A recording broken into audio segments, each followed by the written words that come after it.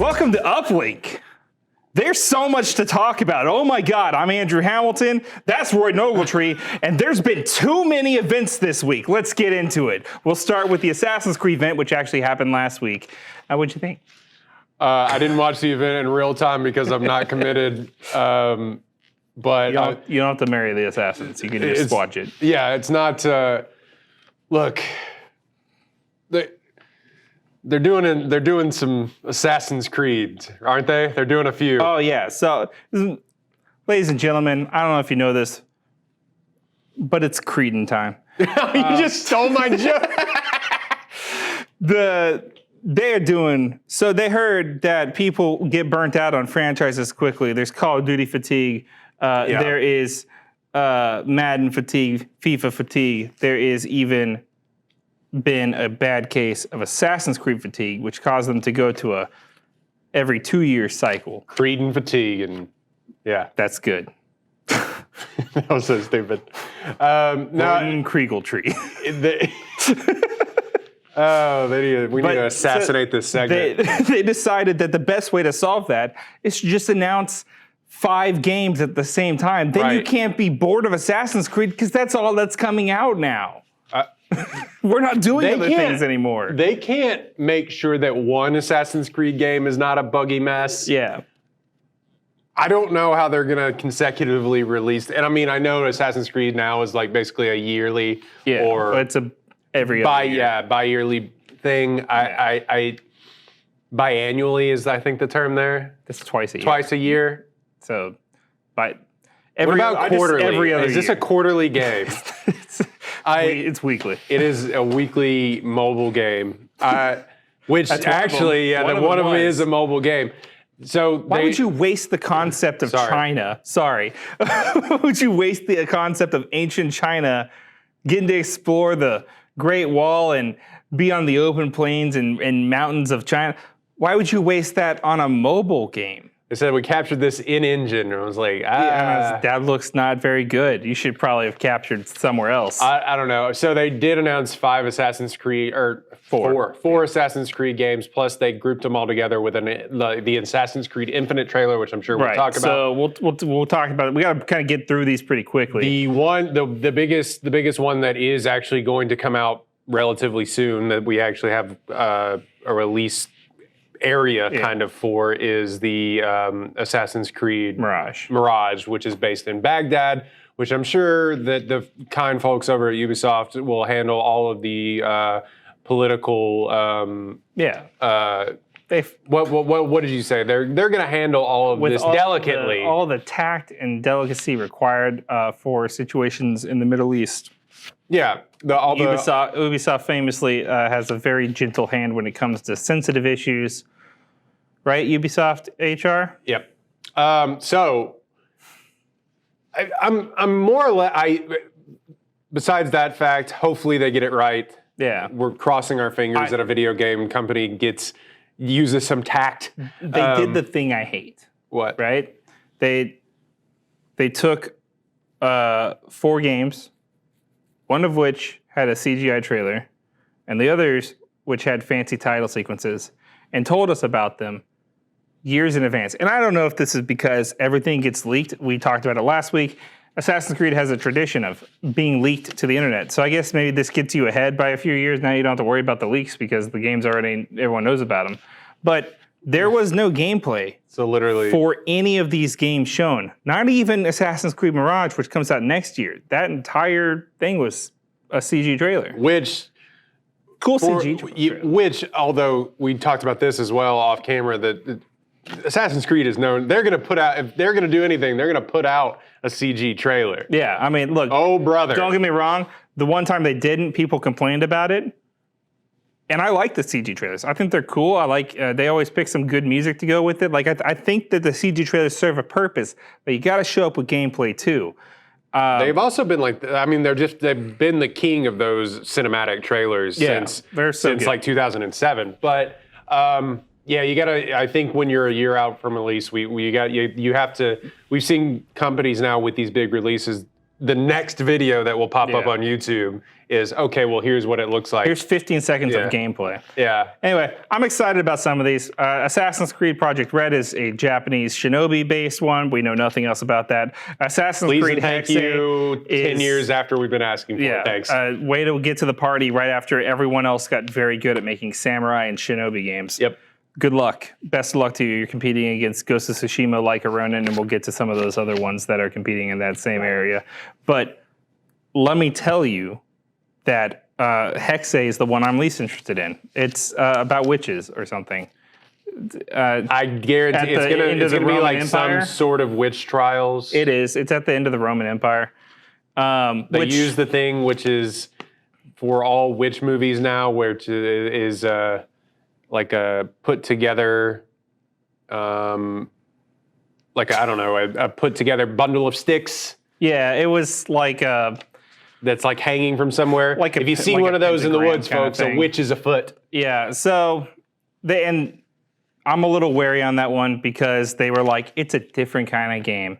And lately, different for Ubisoft has meant, what if maybe just a little bit of NFTs? And if you are a fan of the show, you know, no, thank you. I don't want that. Anyway, where do you stand on all this Assassin's Creed? Are you excited about playing more Assassin's Creed, or are you just ready to end it?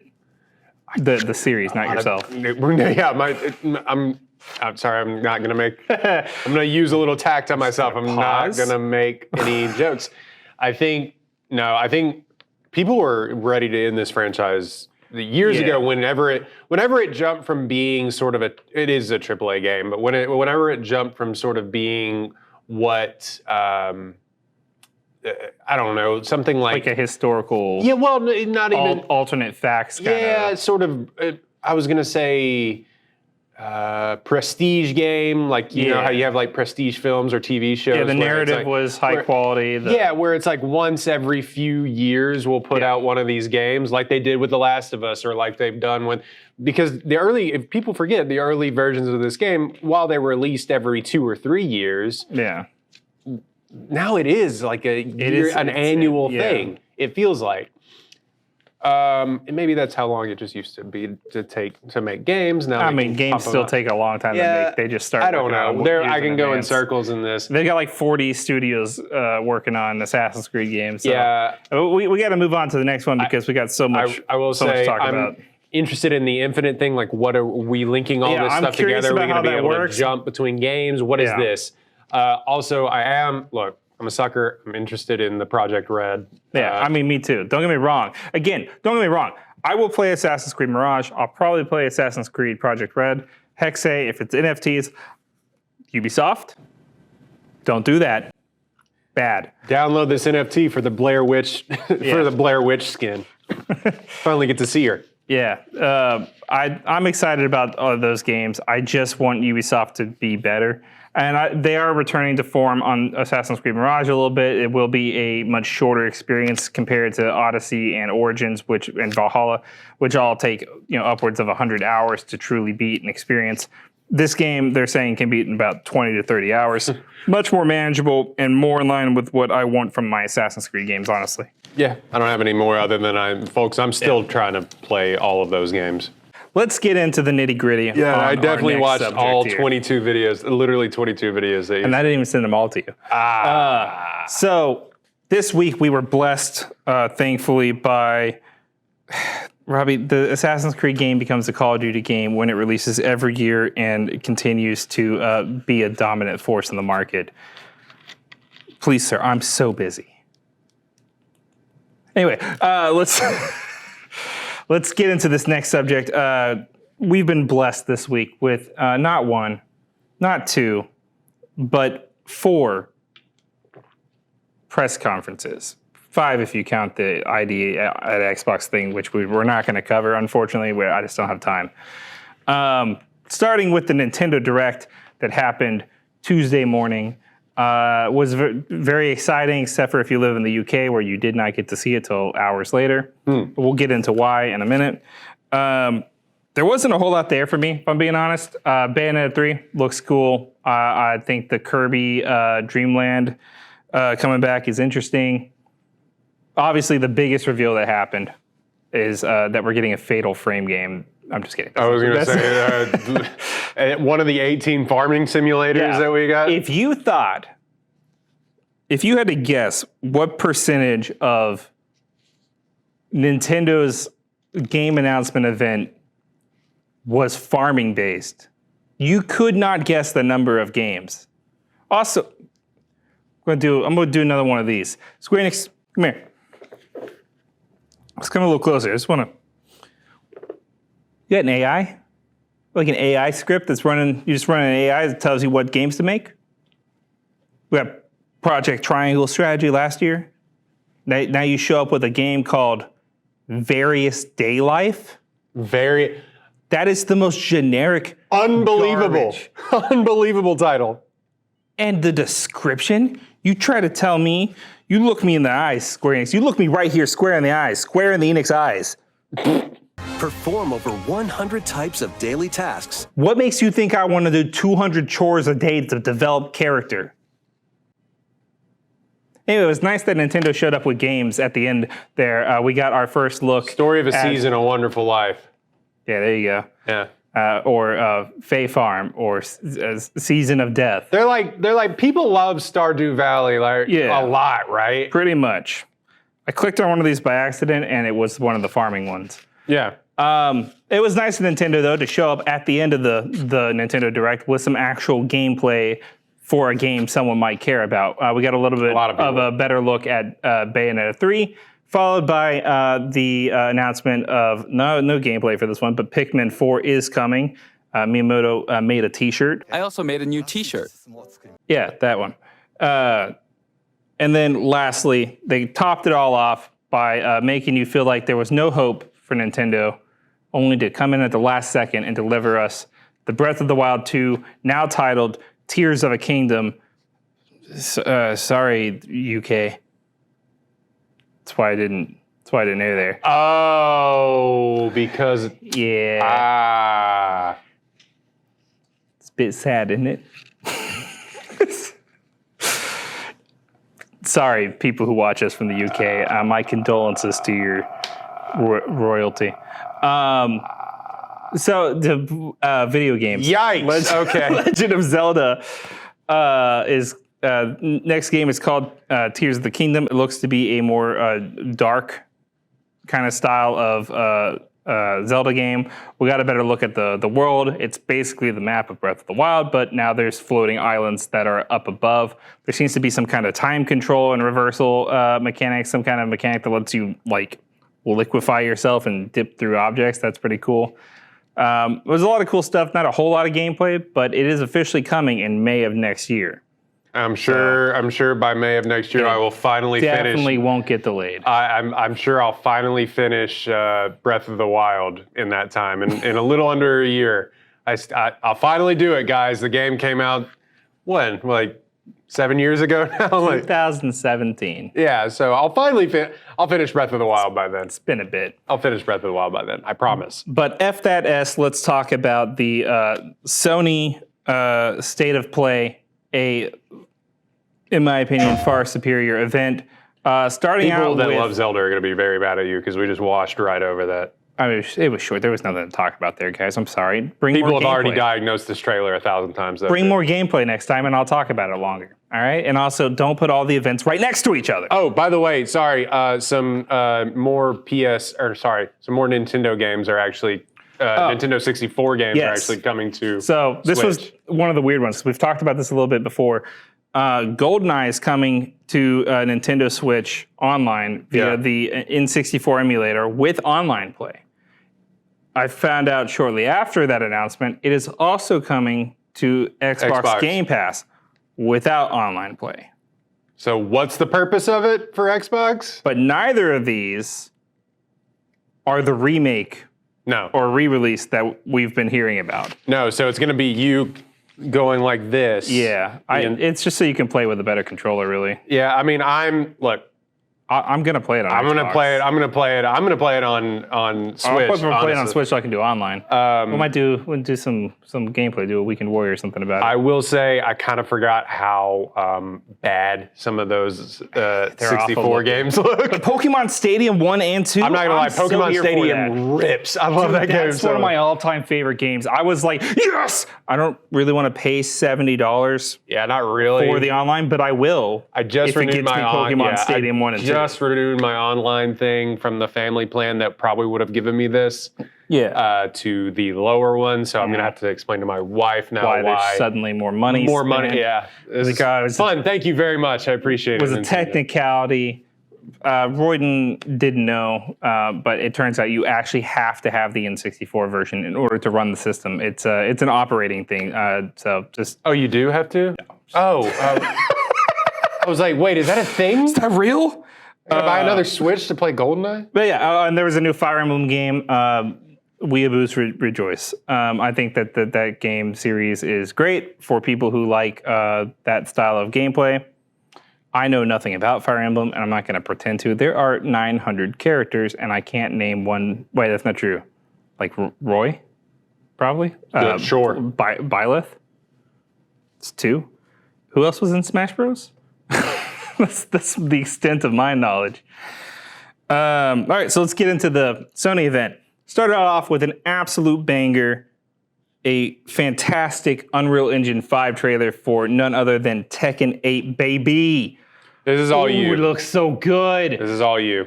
It was gameplay too. That's how you do it. They got the CGI at the beginning, and then it shifts to gameplay, and it looks so good, you guys. No Unreal Engine, no Tekken 7 assets used. This is built from the ground up in Unreal Engine 5. So we're getting a completely redone version of Tekken, and it looks phenomenal. Not a whole lot of gameplay, but it was like revisiting a classic. I mean, and I like the way that he like supercharges his fist by flexing his muscle real hard. It's great. This is one of the ones that I miss. I'm so sorry. You were watching me react to it in real time.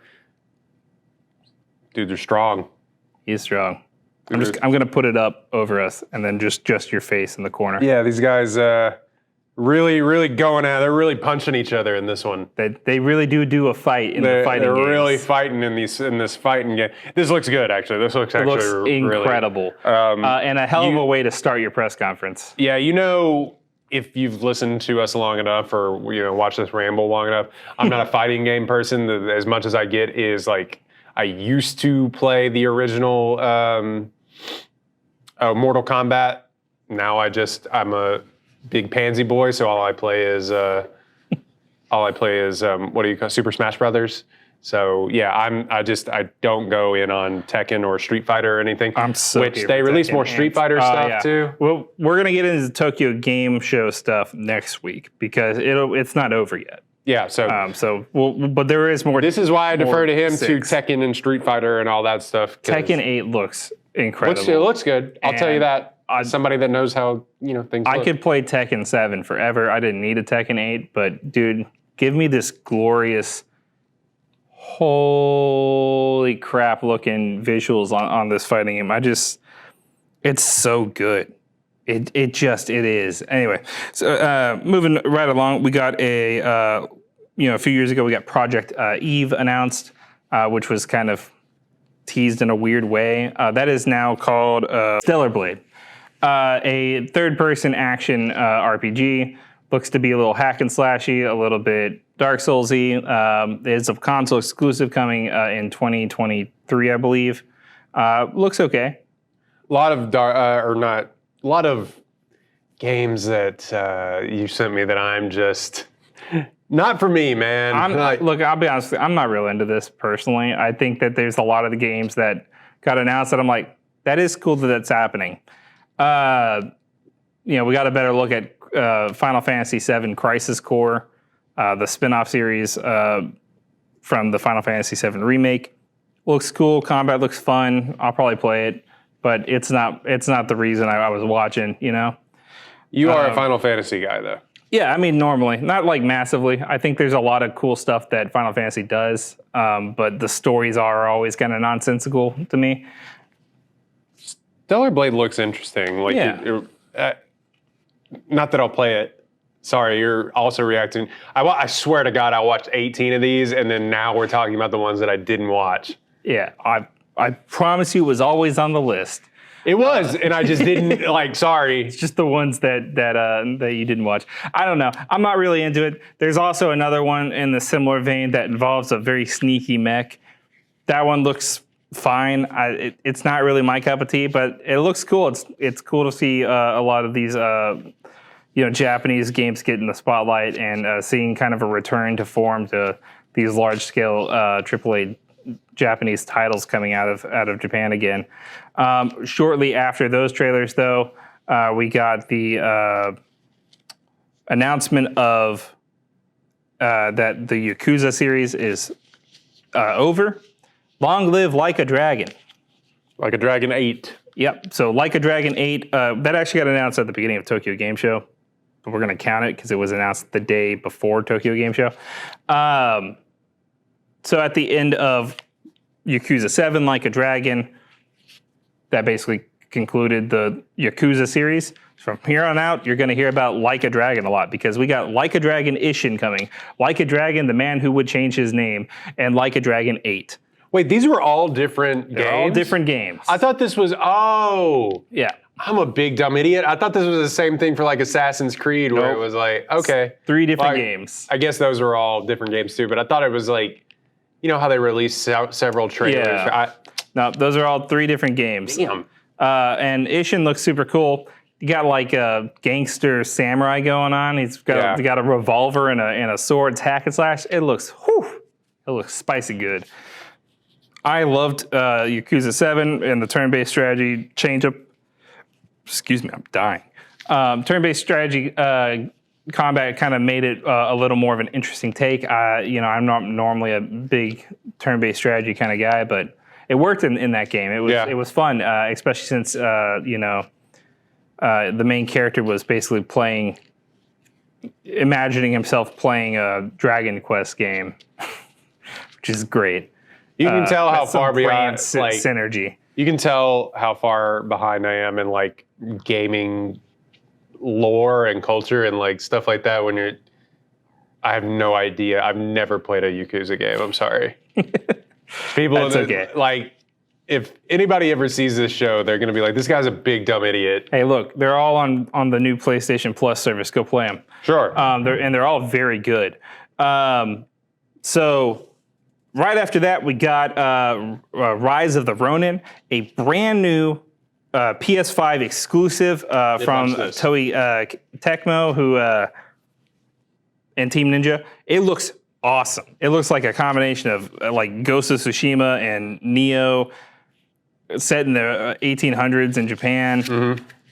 It looks it's Ghost of Tsushima so cool. with guns. Yeah, basically, and also like a glider. Yeah, I mean a little bit more. What was this game that we talked about? It was basically like Ronin, but in China a few weeks ago.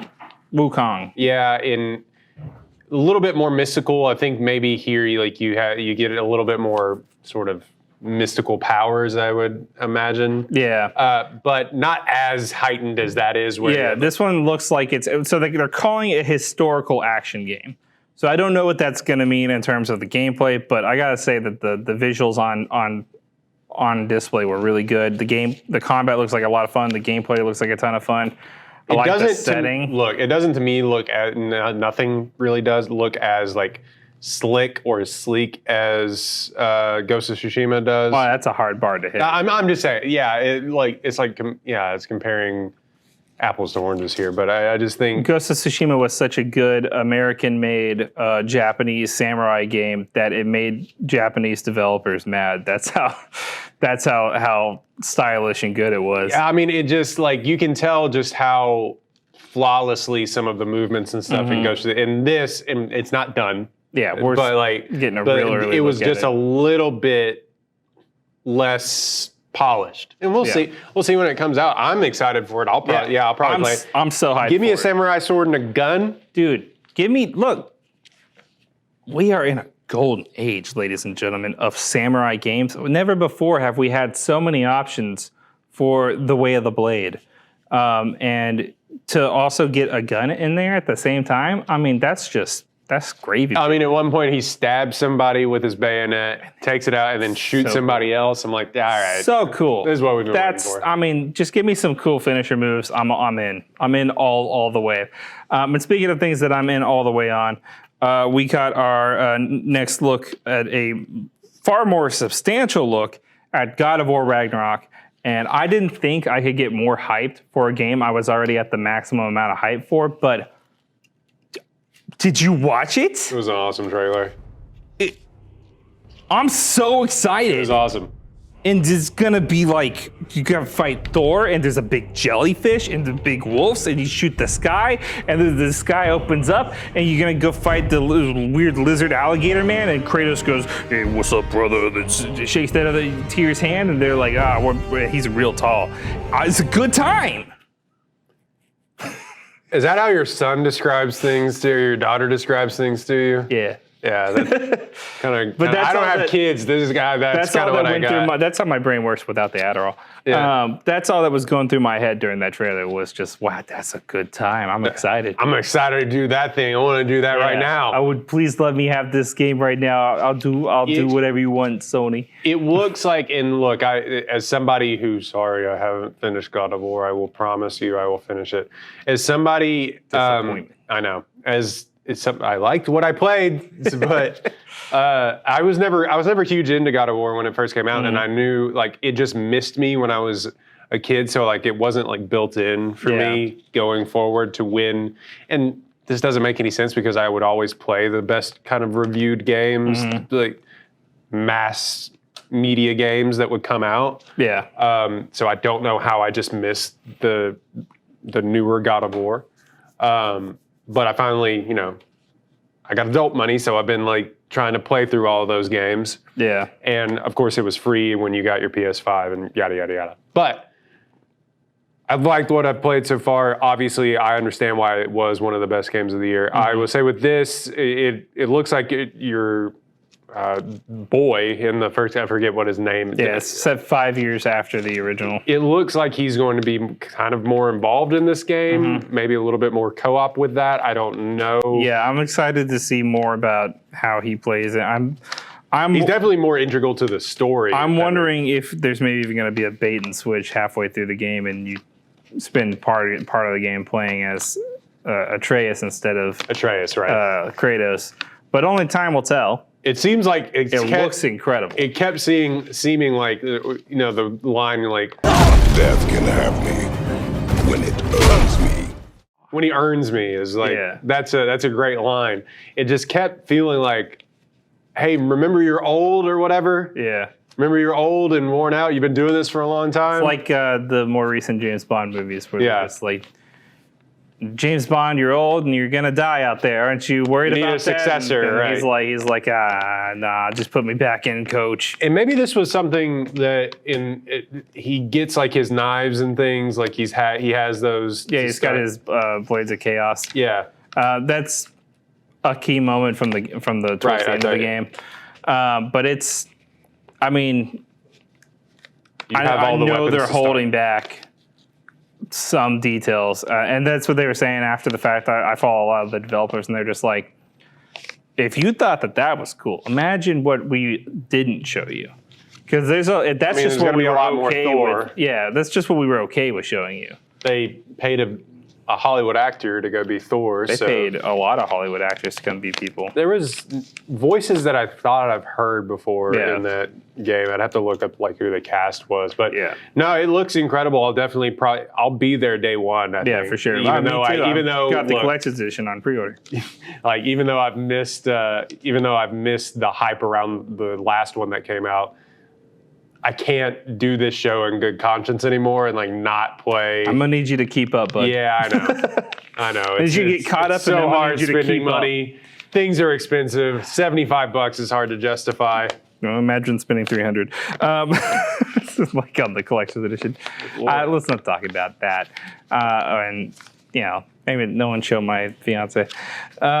She knows. When your kids watch this later on, they're like, "That's why we couldn't go to school."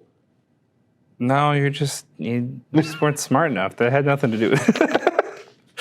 All right, so yeah, Sony killed it. They Harry get Potter too, by the way. Yeah, there's Harry Potter, exclusive Harry Potter content. I hope that game turns out okay, at least. I hope it's good. People are really excited about it. yeah. I think that's like below, all the Call of Duties and fell stuff. underneath all the other stuff that was shown. They also kept saying holiday 2022, and now Yeah. it's like February 10th. So that technically falls into the holiday That ain't calendar. holiday. I need that shit. I need that stuff for Christmas. You can cuss here. Yeah, whatever. I don't care. Just not certain words. All right, so let's get into the one thing we are going to cover that happened more recently, because it happened today at the time of filming. We got our first look at the Modern Warfare 2 gameplay for multiplayer. Yeah. And I gotta say, I came away pretty impressed. They did a good job of mixing things up. There's a lot of cool changes coming to the gameplay. Mm-hmm. I was a big fan of Modern Warfare in 2019. I thought they did a really good job of bringing cool mechanics into play and offering up some different styles of play. And I kind of had the same feeling here. And I'll be honest with you, I was reluctant about Call of Duty this year. I'm going to play the campaign no matter what, but the multiplayer had not sold me. This multiplayer thing showed This sold you? Yeah. Pretty like the trailer, and more so than listening to. Look, guys, I'm the realest gamer there is. Let me tell you that. But I'll tell you right now, if I have to listen to COD bros talk about COD for very long, I do actually start to die a little bit inside. It's deeply painful to listen to dudes talk about broken shotties and watching guys slip and slide around and then bunny hop into a different slip and slide where they will also be bunny hopping again before headshotting a man. It's painful and it hurts me, and I don't like it. Hate it. That being said, the gameplay looks really cool. Yeah, So there's a lot good. of real cool things coming. You know what I didn't like? That they fully embrace, and I know this is part of the game now, like whatever. They fully embrace the knifing of everything, like how knifing is kind of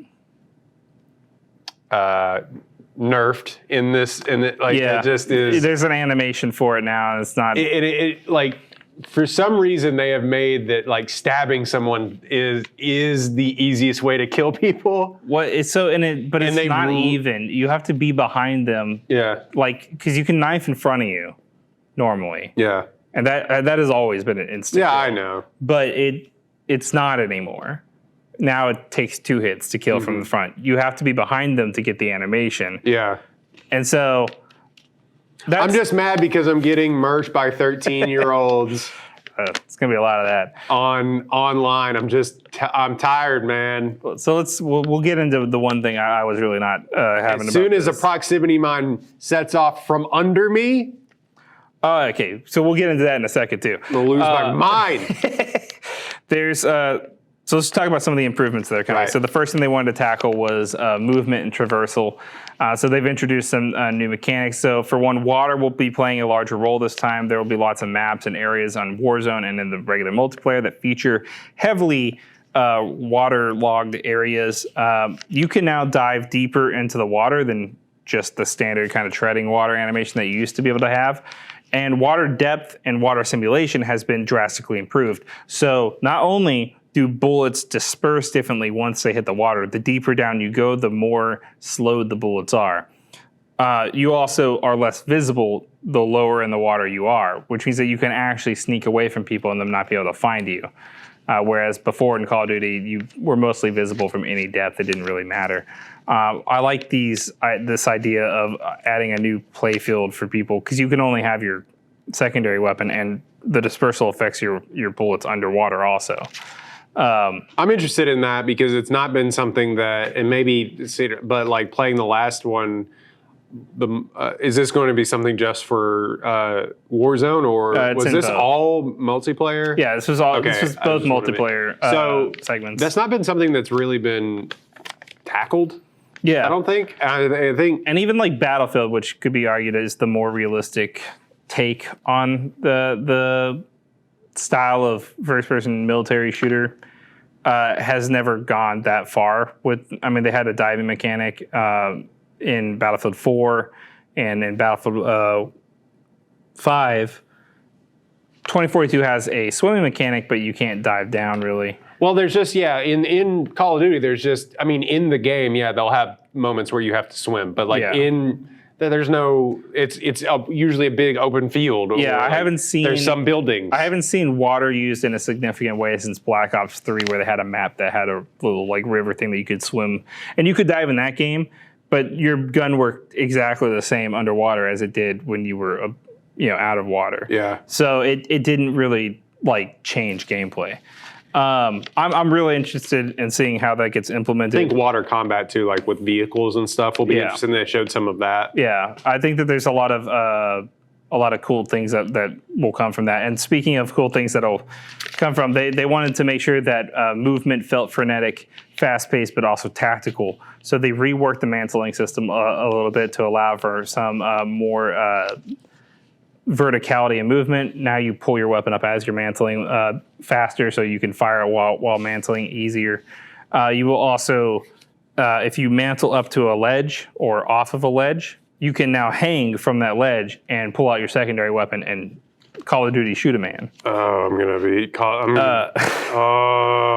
Combine that with some of the new It's equipment cool. options. It's cool. I'm going to get come around a corner and somebody's gonna be hiding like this. Let me tell you what will happen with this. People will, like last time, be using it for what you would use it for if you were able to hang off a ledge infinitely and stay out of sight. Camping To kill people. And then they'll have to implement a change that makes it so that you have a grip strength that determines how long you're able to. you're just... You'll get tired eventually, and then it'll be on a cooldown or something. They've also brought back the swan dive. So now, depending on how fast you're running, and I guess also probably how long you press and hold the crouch button, you can slide and or do a leap forward. Yeah. And that leap gives you a little bit of verticality to allow you to jump over ledges, through windows, that kind of stuff. It also allows you to bullet dodge whenever slide dodge or slide cancel whenever it's going to be somebody's shooting at you and you can shoot them in the legs until they die. A lot of real weird broken stuff going on with the movement, but I'm here for the increased mobility and verticality. I think there's a lot of cool things that can happen. That I do think that the Modern Warfare team wants a more Rainbow Six Siege style environment, and they're not going to get that out of Call of Duty players, really. I think that the cool tactical aspects of what could be done with these is not what it's going to get used for. You know the super tactical, you're already playing Rainbow. Yeah. You know what the most tactical thing you can do is? You're running. If you're playing Call of Duty, especially the multiplayer and not Warzone, you're running around trying to get your KD up. Yeah. You know what I mean? Do you know what the most tactical thing you can do is? Just throw a mine above you that explodes. They got drill mines, ladies and gentlemen. New equipment coming to Call of Duty. Unbelievable. I'm going to lose my mind. I'm going to lose my mind. Combine it with a friend of yours having the heartbeat sensor, which thankfully has a cooldown, has a battery on it, so you can't use it infinitely. But if you remember Modern Warfare 2 from the back of the day, the heartbeat sensor was a problem because it showed where everyone was on the map all the time, forever. So that is back, but it's been reworked a little bit. They've also got a sticky tactical camera that you can stick to ledges and, I guess, check every so often, kind of, again, a Rainbow Six Siege. They've got these shock mine grenades that are thrown. They've got water emplacement, water mines, well, proximity mines. There's a cool new decoy mine that whichever way you're facing when you put it down, that's the way that the decoy spawns up, and it's just a balloon enemy. It showed someone coming out of a door, shooting the balloon decoy mine. Yeah. And somebody hanging from a ledge, shooting that person. I'm gonna do that. I'm gonna do that to Roy. People are going to do that. I'm just saying, as somebody who is not good at this game. Oh, and look, people if you're not good at the game, just simply get better. Yeah. Shut up. Yeah.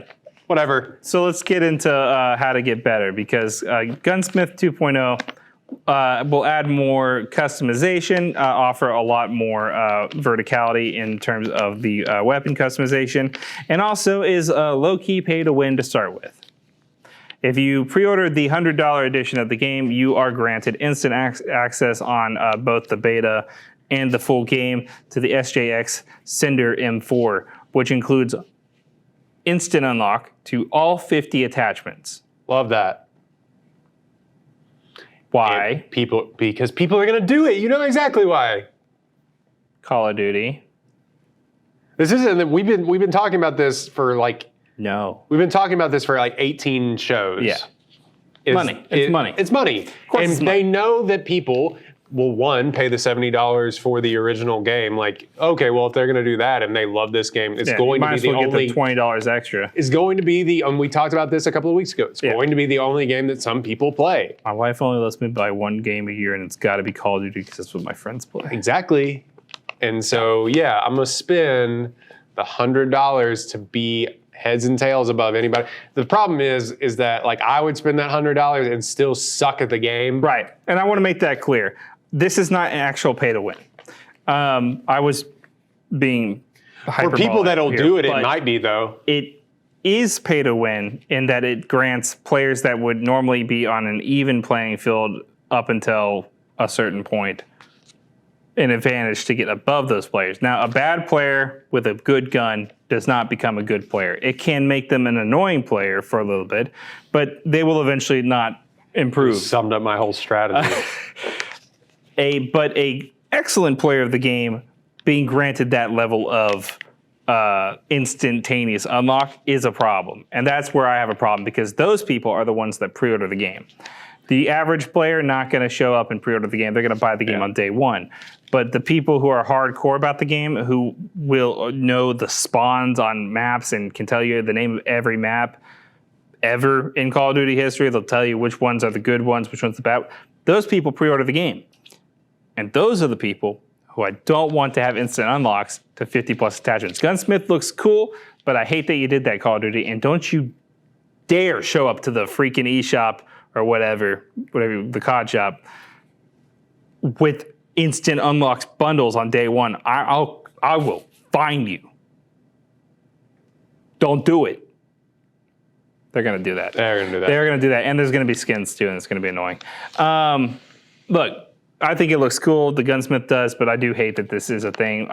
Modern Warfare had Gunsmith 1.0. It worked very well, though you can make some abomination of weapons that make firearms experts cringe.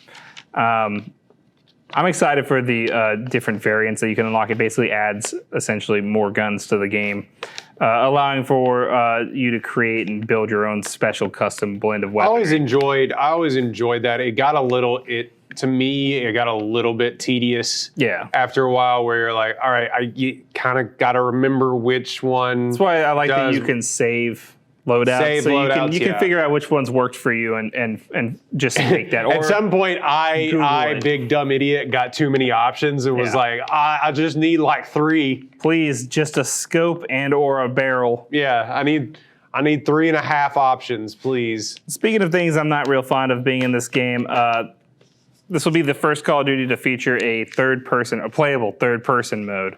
Oh, right. I wanted to mention that. On top of the ability to switch between weapons really quickly or have a they did not touch on that at all. That was the and I one really thing that caught wanted to my know eye. about it because he fired a sniper rifle and then pulled out his secondary and fired at an angle without putting his sniper away. Yeah, without putting his primary away. So I wonder if that's specifically a certain small firearm that you are allowed to do that with, or if it's a case of you can do that with any sidearm that is, one of the like pistol variants or whatever. Because that was always the thing. Like you would one of the things I want in first-person shooters more than anything. I mean, you'll like the time between. The time between switching is just enough time to get killed in the game. So, and it makes sense that you wouldn't need to put away your larger weapon to be able to pull out your other gun. No. At least with the speed that they have it set up to go. Anyway, third person. Third person, I'm not a fan of. It feels very PUBG, and I get this kind of what they were going for, but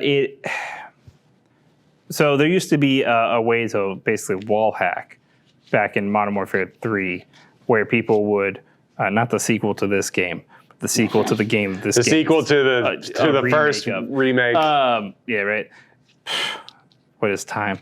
But people would switch to third person mode and they could see around corners. Oh, I don't like that in my first person shooters. And the same kind of problem, you can't sneak up on someone really from behind to get those knife kills or whatever. Yeah. If they can kind of see behind them a little bit. That 360 view that comes is a problem. Yeah. And I don't think that that's a good idea. Luckily, they did say that it is primarily restricted right now to certain game modes. So to start with in the beta, you'll only be able to use third person if you want to in Hardpoint. I have less of a problem with it if it's going to be restricted to search and destroy in Hardpoint. I just won't play those game modes. But I love Hardpoint. I love Hardpoint, yeah. So that kind of sucks, but I'm cool with just doing TDM and domination if that's... and some of the other new game modes, like there's an invasion game mode which has AI and stuff in it. There's a rescue the hostage thing because we're just straight capture ripping the flag. We're just straight ripping off Rainbow Six Siege at that point. But that's always been Call of Duty. They basically took Rainbow Six Siege and Battlefield and shoved them into the Call of Duty formula. And now the third person, I'm not like. It would take some adjusting for me to actually get used to it, like playing Call of Duty that way. Yeah, you're talking to a person that had never really played first person shooters in third person. Like what do you call it? Most popular game of all time that PUBG. you just mentioned. Yeah. No, not PUBG, but yeah, or any of those games. Yeah. What is the most popular one now? Fortnite. Thank you. All right, sorry, I just had an aneurysm, folks. My bad. No, so as somebody that I enjoyed PUBG when I would play it. I didn't play it as much as a bunch of other people, but especially Fortnite. So it would take some time to maybe get used to playing it in Call of Duty. I know that, like, why would it? It just doesn't feel right. It's a first-person shooter, not a third-person shooter. Don't give me third-person. For vehicles but as somebody and that like shooters, I is like used to playing third-person games anyway. I guess it could help for that, but for me it violates the treaty of Versailles. Yeah. Let's wrap it up. So lastly, there was so Special Ops is returning. That's a game mode from back in the older Modern Warfare games, co-op, asymmetrical mission design that's so that you and one other player can hang out. You and your buddy can go do some co-op missions. I love that. I love more games should have just PvE co-op stuff in them. I've always been a big proponent of those kinds of things. We got our first look at Warzone 2. Guess what? It's Warzone again, but a lot less arcadey.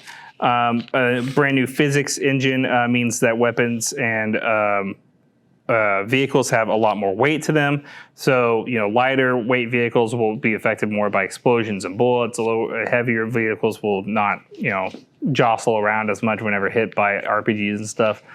I like the idea that there's a lot more emphasis on the world in the game. There also will now be, instead of one big circle that closes in, it'll split at some point into 3 separate circles that then remerge as they close in towards each other, creating 3 separate battle zones. Basically. I was going to say, creating more chances to actually fight. Yeah, so that way you're not a billion miles away from people and nowhere near the action, and then having to run towards the circle to try to even see anyone. Right. And it'll also keep people from camping out in open areas, hoping to get some easy kills and stuff and make everyone keep moving.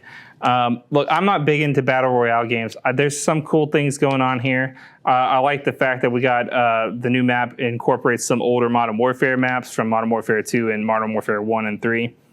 From back in the day. We saw Dome. We saw a version of Terminal. We saw the Quarry. We saw, No Russia? Yeah, well, yeah, we saw Russia a little bit. just a little bit. I'm sure they're going to rename it to a different country. I was talking about No Russian. Yeah, no Russian. That's Terminal. There will be AI in this game also, not in the Warzone, though. Actually, yes, in Warzone. So there are strongholds in the game that you can choose to go challenge to get better loot, and those are protected by advanced AI enemies. So you and your team take out those enemies and get the better loot. But once you do, you get a mark on you temporarily. Oh, that here is where you've so done this. Everyone else knows where you are. Right. I think that stuff's cool. A few of the other multiplayer modes will also include AI. They're not going to use them in the way that like Battlefield did to fill in lobbies. It's mostly going to be used to enhance some of the newer game modes. Invasion mode is all about holding off the AI and enemy team and stuff. I think those are some interesting mechanics. They're also bringing proximity chat to Warzone, something I have always loved the idea of in a game like that, where you don't hear, the closer you're getting to someone, the more you can hear their conversation with their friends and stuff. I think that's really cool. That's also how you'll communicate in the Gulag this time, because Gulag is no longer a one-person thing. When you are sent to the Gulag, you're going to be partnered up with another player and pitted against 2 other players. A Demogorgon. Yeah, a Demogorgon. That's what it's That's a Stranger Things reference, which I wouldn't be surprised if we see. No, it's going to be King Kong again. Oh, God. Because they're late. Well, I don't know. What movie came? It's Morbius. It'll be Morbius next year. It was Morbin time. It will be Morbin time. So I think that's kind of cool, because you'll only be able to communicate with the other player via proximity chat, which is pretty cool. Bring back lobby chats. You won't do it. I mean, they're in there, I'm sure. I personally don't participate. They straight stole the game mode from Hazard Zone from Battlefield 2042, and they're calling it DMZ, and it's an extraction game mode that lets you extract something and then you win. Nice. I'm excited about it. Beta starts today, and so I'll be live streaming some of that today. Well, I will have been live streaming. By the time this goes up, I will be done live streaming, but you'll be able to catch that stream right here on Hardwired. How you feeling about Call of Duty? It's a Call of Duty, folks. That's right, ladies and gentlemen. You heard it here. You're not going to get that kind of news anywhere else. It is, in fact, a Call of Duty. Those duties have been called. You better believe it. I'm calling my duty right now. Ugh. I apologize. All right, listen. Subscribe. You gotta like the video. Look at how you see how long it is. That's how long we sat here and talked about farming games the entire time. I'm gonna need you to leave a like. I'm gonna need you to subscribe. I'm gonna need you to stay tuned for all the latest gaming news, reviews, and previews. Because until next time, I've been Andrew Hamilton. I've been a Call of Duty. And we are Call of Duty, aka Uplink.